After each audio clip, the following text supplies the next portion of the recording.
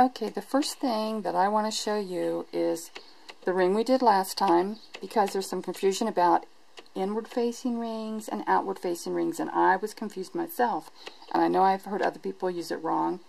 So if these close on the outside here, they have chains and they close on the outside.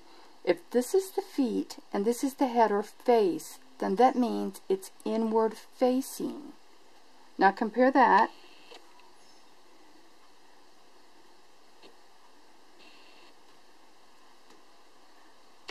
to this one.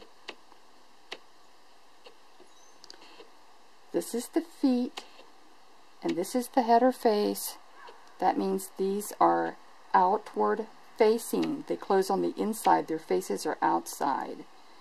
And usually you're going to have bare thread on the inside, but it's not impossible that you will find some with chains on the inside. It's just that usually it's bare threads. This is a little piece I made for this demo, but I decided I'd make something bigger so maybe you could see it better when it gets to the difficult part. And I think you can see this pretty good right now, but I will put the instructions for this little motif I made up down below.